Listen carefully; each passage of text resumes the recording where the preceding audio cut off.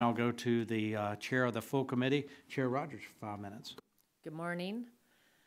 Today we're discussing legislation that will modernize and expand our nation's pipeline infrastructure to improve safety and lower fuel prices for the American people. As I think about the Arctic blast that swept across the country last week and the cold front moving across the Northeast this week, it is critical that Americans have access to affordable, reliable, and abundant supplies of energy to heat our homes and fuel our vehicles. We are able to access this life-saving energy across the country because of our pipeline infrastructure, which is the safest and the most efficient way to transport liquid fuels, including gasoline, diesel, jet fuel, propane, and natural gas.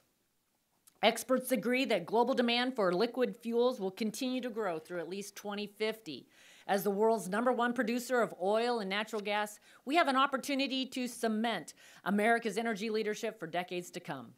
Today, the U.S. has more than 3.4 million miles of pipeline. To meet growing energy demands, we must modernize and expand our pipeline infrastructure. The U.S. has been blessed with an abundance of natural resources right under our feet, which we've been able to harness as a result of free market principles and an entrepreneurial spirit that is uniquely American. We should be embracing this and building on it to enhance America's energy security and competitive edge.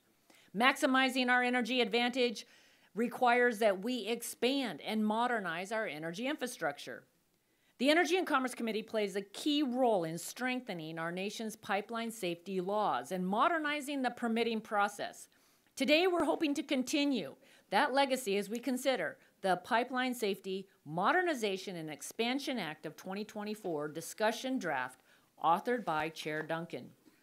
This important legislation would reauthorize the Pipeline and Hazardous Materials Safety Administration, or PHMSA, for 5 years, streamlining the permitting process for new pipeline projects, protecting fuel choice by prohibiting states and local gas bans, making energy more affordable and reliable by expanding existing pipelines, and preparing for the energy mix of the future, one that will include more natural gas, hydrogen, carbon capture, and sequestration, and so much more.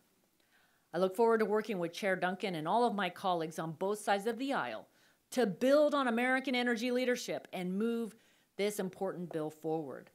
Our economy, our national security, the stability of global markets, and the environment will only benefit from continued American energy leadership.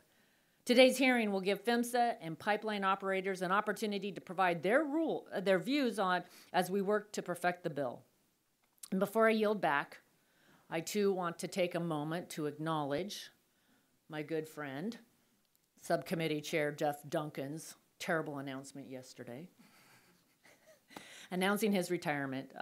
So grateful for Chairman Duncan's friendship and his service to the people of South Carolina.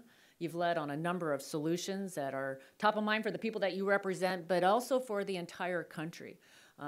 Especially appreciate your leadership and voice on these energy issues as we think about the importance of American energy independence and meeting critical energy needs today and into the future. You've led on unleashing nuclear energy, ensuring pipeline safety that we're working on today, and we're grateful. We're grateful for your commitment to public service, and we will miss your leadership on this committee. We wish you the best.